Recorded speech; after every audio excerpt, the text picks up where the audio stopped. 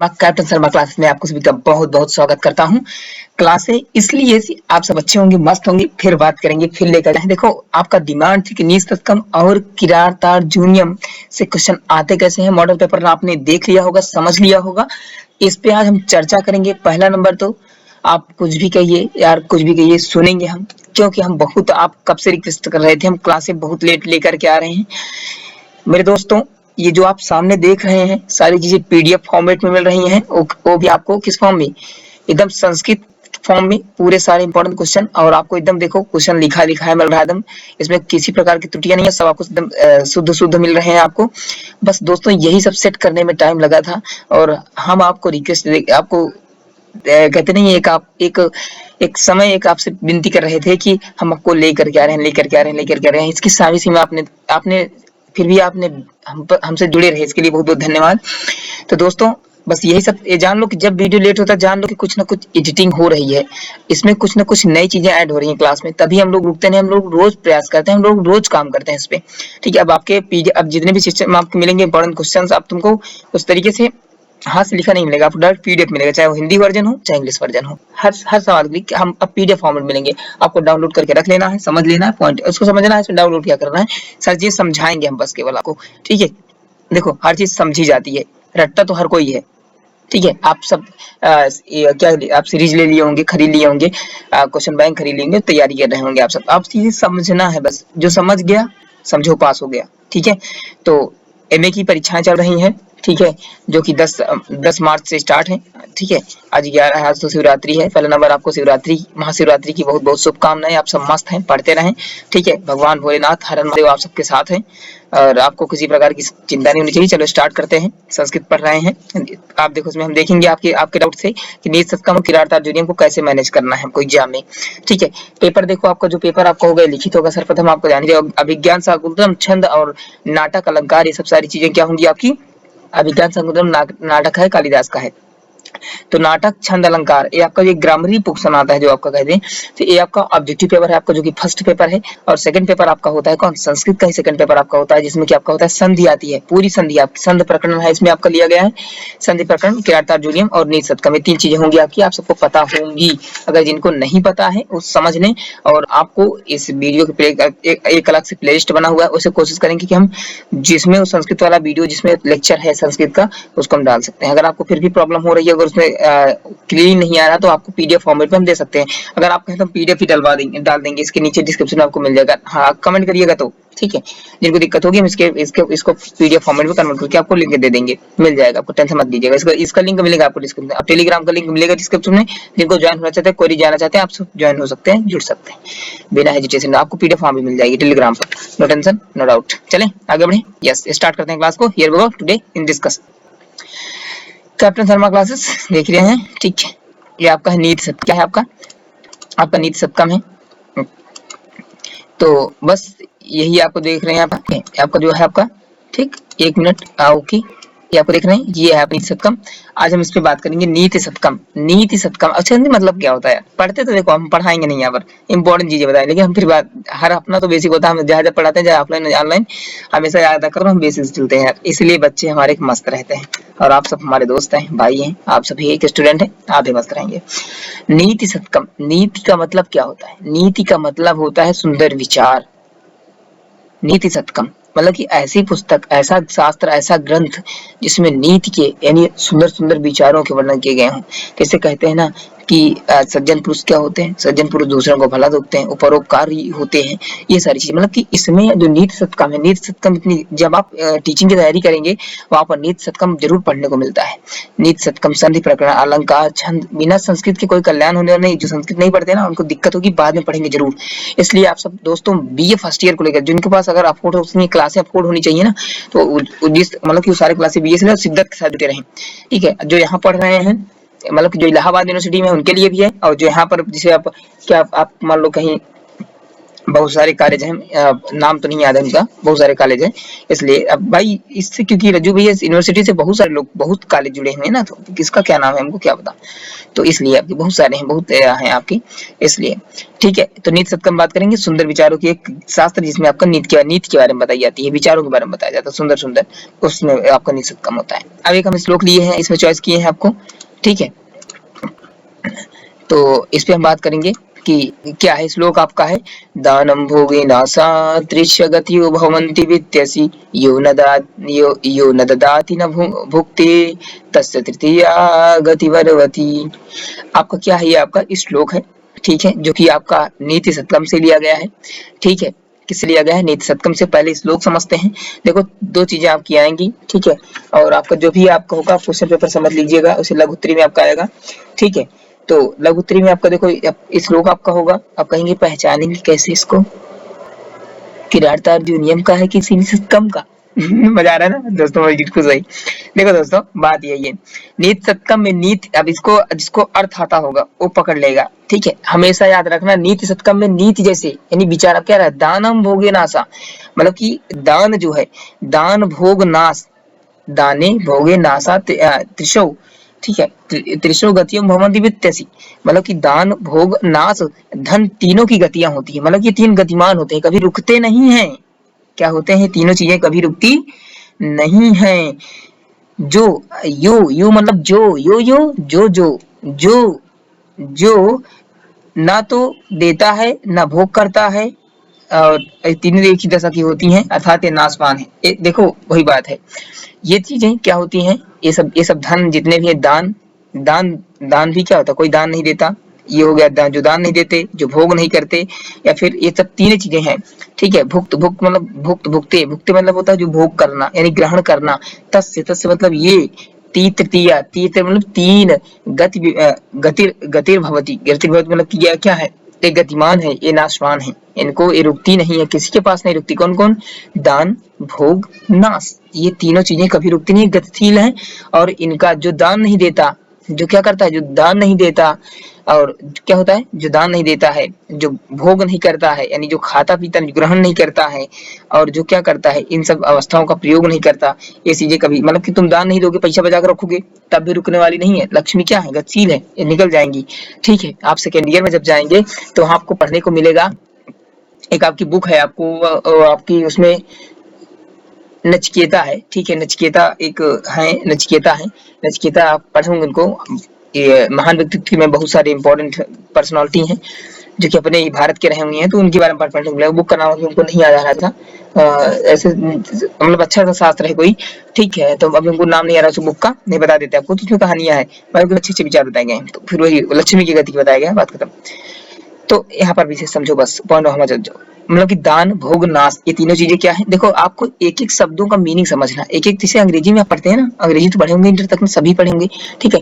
तो अब जिनको मतलब कि जिनको अंग्रेजी आती है, जो जिसे अंग्रेजी का अर्थ निकालते हैं, उसे संस्कृत, देखो संस्कृत अंग्रेजी हिंदी तीनों भैया जितनी भी लैंग्वेजेस होती हैं सब सेम होती हैं, बस उनका मतलब समझ जाएंगे। देखो हम समझा रहे हैं आपको, समझ गए तो सब कुछ कर ले जाओगे, समझने फोकस करना, लिखने पे नहीं।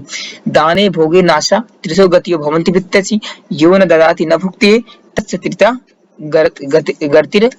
गति भवती, यानी दान भोग नाश तीनों क्या है, ये तीनों वित्तीय धन के रूप में क्या है, मतलब कि धन के रूप में गतिशील है, जो दान नहीं देता, जो भोग नहीं करता, ठीक है, जो दान नहीं देता, जो भोग नहीं करता, ये सब क्या है, मतलब कि ये जो दान और भोग, मतलब जो दान नहीं करता और जो भोग नहीं करता, ये सब तस् मतलब यह सब, यह वर्तती, मतलब ये तीनों चीजें क्या है, गतिर्भवती, मतलब ये तीनों चीजें क्या है, गतिमान है, ये रुकेंगी नहीं, इनका नाश होना फिक्स है। नाश का मतलब खत्म हो जाना, चुक जाना, समाप्त हो जाना, ठीक है। तो ये रहा इसका क्या, इसका मतलब कि अर्थ रहा। अगर आप अनुवाद लिखना चाहते हैं तो अनुवाद यही जो बोले हम, यही है आपका अनुवाद, ठीक है, आपको अनुवाद ऐसे लिख देना है।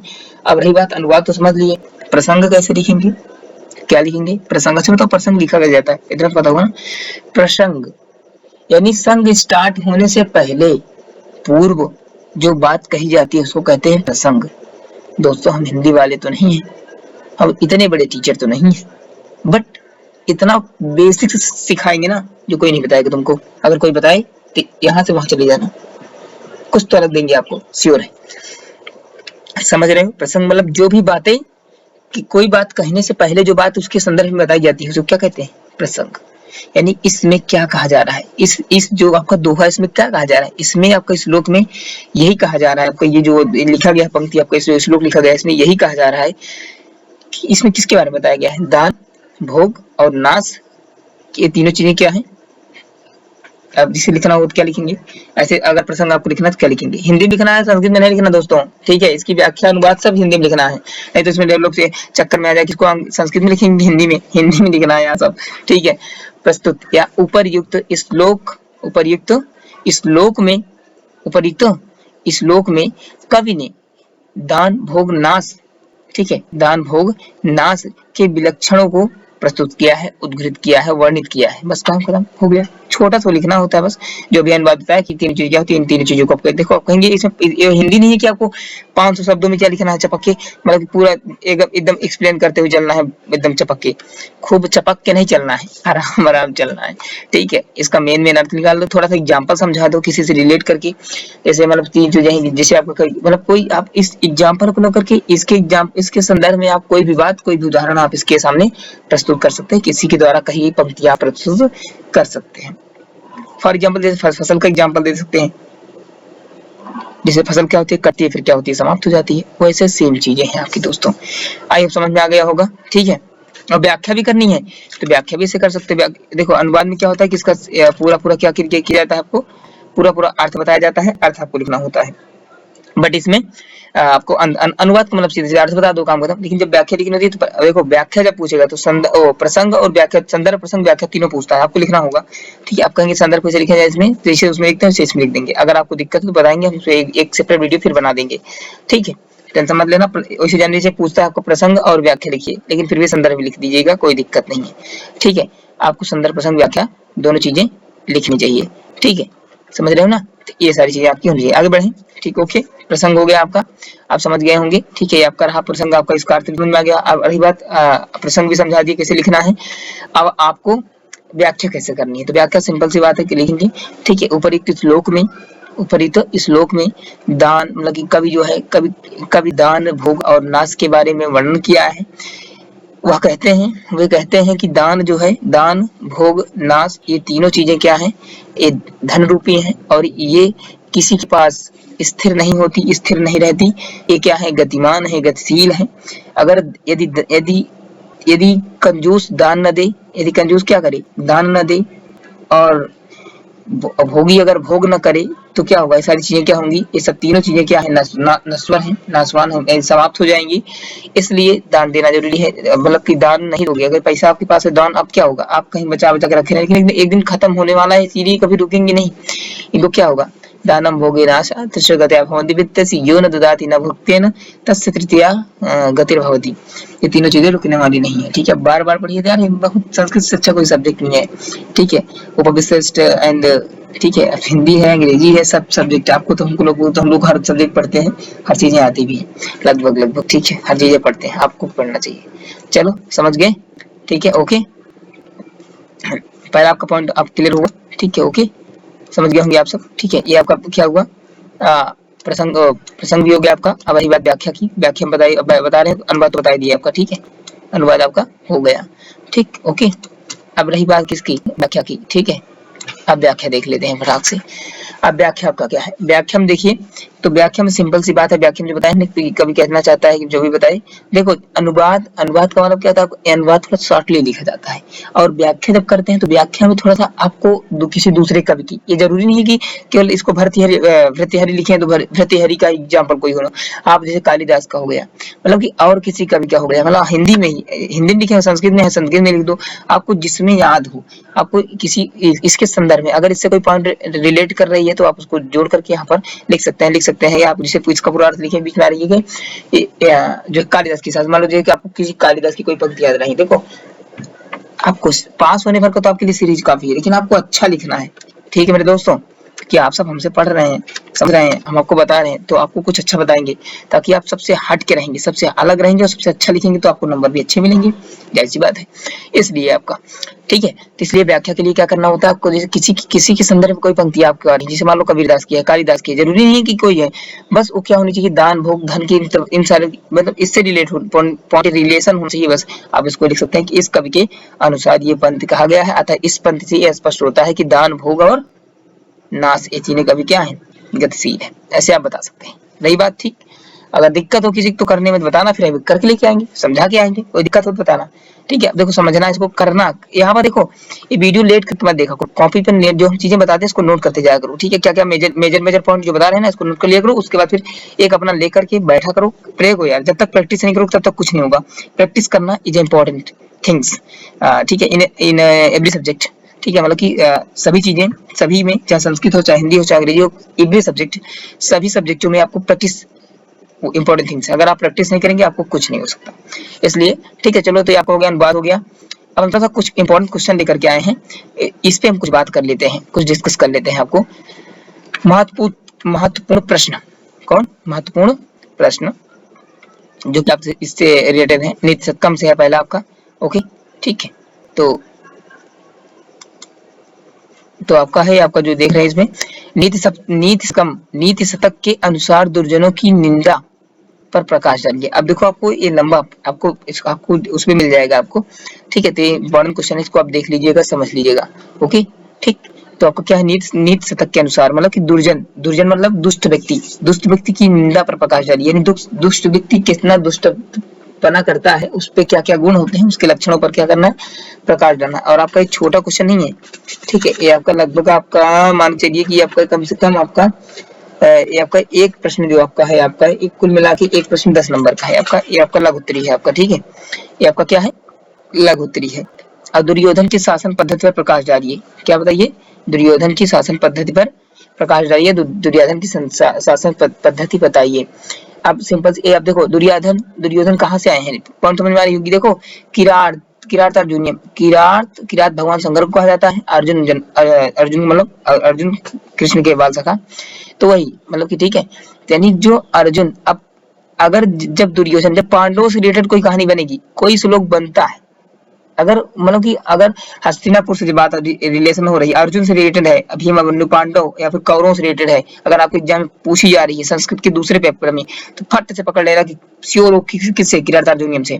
पकड़ने का सिंपल से बात है, कहानी रिलेट क्या करो। देखो यार स्कूल में जो पढ़ाते हैं अच्छा पढ़ाते हैं, बट मतलब कितना डिटेल नहीं बताते पकड़ने का, क्योंकि उनके पास टाइम भी नहीं रहता, विषय तो बताते भी नहीं है कोई। तो इसलिए हमको पॉइंट समझना है, बेसिक समझना है, छोटी से जो बेसिक से पढ़ेगा उसको हर चीजें समझ में आएगी।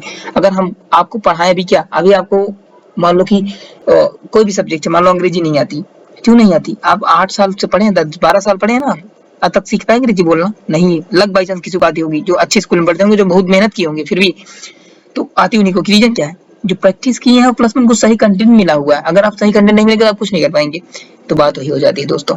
ठीक है, तो दुर्योधन की शासन पद्धति, अब यहाँ पर किरात अर्जुनियम से लिया गया है, उनकी शासन पद्धति कैसे थी, तो भैया साम दाम दंड तीनों का भेद का उपयोग करता था। इसलिए अब देखो यहाँ पर आया, प्रमुख स्वर संधियों पर साधारण प्रकाश डालिए।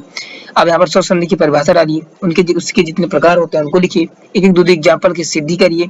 संधि पढ़ लीजिएगा, संधि बहुत इंपॉर्टेंट है, जान लेना, इसमें सूत्रों की सिद्धि आती है। अगर आप कहेंगे तो हम संधि से क्वेश्चन कैसे बनते हैं आपको समझा देंगे, कैसे कैसे आता है। जिससे देखो संस्कृत संधि में जैसे आपका वृद्धरेच को मतलब कि साधारण से परिभाषा दीजिए, तो मतलब कि हलंतम सूत्र, मतलब कि सूत्र की सिद्धि कीजिए, उसकी व्याख्या करिए, उसका एग्जांपल सहित व्याख्या कीजिए। देखो चाहे पूछे व्याख्या, चाहे उदाहरण पूछे, चाहे कुछ, लेकिन कुछ उदाहरण दे दिया करो, इससे क्या होगा, आपको अच्छा लिखेगा और नंबर आपको बढ़िया मिलेंगे। तो समझ गए आप सब, ठीक है, क्लियर हो गया।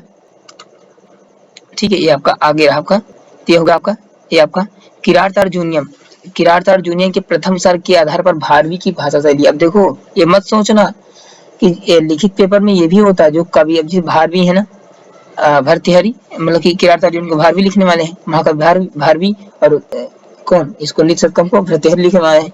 तो इनसे रिलेटेड भी कौन पूछ सकता है, इनकी कृतित्व, मतलब इनकी काव्य शैली या भाषा शैली पर प्रकाश डालिए। इनसे आप क्या समझते हैं, क्या इनकी भाषा शैली कैसे है, लिखने का तौर तरीका कैसे है, इन पर प्रकाश डालिए। इस आपके दीर्घ उत्तरी है। ठीक है, क्वेश्चन नोट कर लीजिएगा, तैयार कर लीजिएगा। ठीक है, आपको काम करेंगे। ठीक है, बस ओके, ठीक है। बस इतना था, इसको पीडीएफ फॉर्मेट आपको मिल जाएगा, आप चिंता मत करिएगा, ठीक है। बाकी तो बढ़िया ही है, ठीक है। तो समझ गए, आज की क्लास इतनी थी। आपको जो दिक्कत हो इस श्लोक को देख लेना, समझ लेना। इस श्लोक भी आपका इंपॉर्टेंट है जो हमने सिलेक्ट किया है। अब आपको सारी चीजें पीडीएफ फॉर्मेट में मिलेंगी, आप डाउनलोड कर सकते हैं। और हाँ, रही बात आपको किसकी है, इसका जो आपको मतलब कि आप यहाँ से आपको, ठीक है, टेलीग्राम का लिंक आपको मिल जाएगा, ठीक है। तो टेलीग्राम का लिंक मिल जाएगा, आप वहां से ज्वाइन हो सकते हैं और सारी चीजें क्या कर सकते हैं, समझ सकते हैं। और हाँ, बस टेलीग्राम से जुड़ सकते हैं।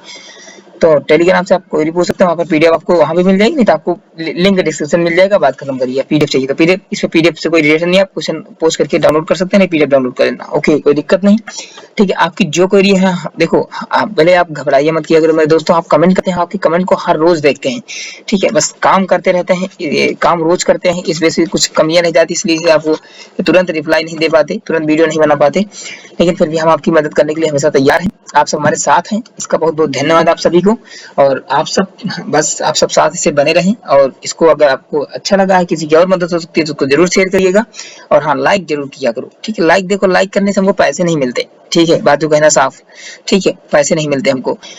और बस इतना ही कि आप सबका प्यार होता है। अगर आप नहीं करना चाहते मत करिए, भाड़ में जाइए, कुछ मत करिए, तुम लोग की मदद है ना, तुम पढ़ो बस चुपचाप, ठीक है। खूब पढ़ते जाओ, सिलेक्शन साला हो जाएगा जिस दिन तुम कामयाब हो जाओगे ना, उस दिन यार हमको दिल से याद करोगे।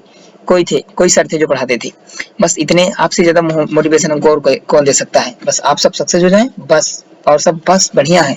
हम सक्सेस होने से, अगर हम सक्सेस जन के हम सबको सक्सेस, मतलब कि क्या सब हम सक्सेस जन क्या सबको सक्सेस है, नहीं यार दोस्तों। हमारी नौकरी लगी है, इसका मतलब थोड़ी ना है कि सबको हो जाएगा, ऐसा कुछ नहीं है, ठीक है। जब तक आप सब लोग सक्सेस, दुनिया के हर, जब देश का हर नागरिक सक्सेस नहीं होगा, तब तक पूरे देश का विकास नहीं होगा। हमको पूरे भारत का विकास करना है, अपना अकेले विकास करने से कुछ नहीं होने वाला। चलो मस्त रहो, पढ़ते रहो, हैप्पी शिवरात्रि, आप सब खूब आनंद लीजिए, ठीक है। खूब बस भगवान से अपना मान लेना, ठीक है, बढ़िया सा, कि हर हर महादेव हमें बहुत कुछ दे दिए, परीक्षा हमारी क्वालिफाई हो, हमारी हर तरफ मदद हो, चाहे बीए वाले हो, चाहे इंटर वाले हो, चाहे 10+2 वाले हो, मतलब कि झेलने वाले हो, सभी की बहुत बहुत शुभकामनाएं। आप सब खूब रहिए, मस्त रहिए, हंसते रहिए, खिलखिलाते रहिए। और किसानों, बच्चों और माता पिता और गुरुजनों और बूढ़ों का क्या करना, सम्मान करना, फौजियों को भी सम्मान करना, जो हमारे देश के रक्षक बॉर्डर पर है, उनको भी बहुत बहुत महाशिवरात्रि को शुभकामनाएं। और उनके परिवार वाले, उनके बच्चे सब खुश रहें, खुशहाल रहें, और भगवान भोलेनाथ सब उनकी मदद करें, उनकी रक्षा करें, हमारा देश खुशहाल और खुशियों से भरा रहे। चलो फिर मिलेंगे एक नए वीडियो के साथ, ठीक है। अभी इसको इम्पोर्टेंट है, आप सब मस्त रहिए, खुश रहिए। चलिए मिलते हैं नेक्स्ट वीडियो तक। जो भी अपनी क्वेरी हो कमेंट सेक्शन में जरूर लिखेगा, ठीक है। और टेलीग्राम से जरूर जुड़ जाइए। आप सब मस्त रहें, पढ़ते रहें। मिलते हैं फिर अगले नेक्स्ट वीडियो, तब तक के लिए अपने भाई उपेंद्र शर्मा को दीजिए अलविदा। फिर मिलते हैं कल नेक्स्ट वीडियो में नेक्स्ट टॉपिक के साथ, लेकिन हाँ, जो क्वेरी जरूर पूछिएगा। चलो मिलते हैं, bye bye, take care, have a nice day, thank you so much for watching this video.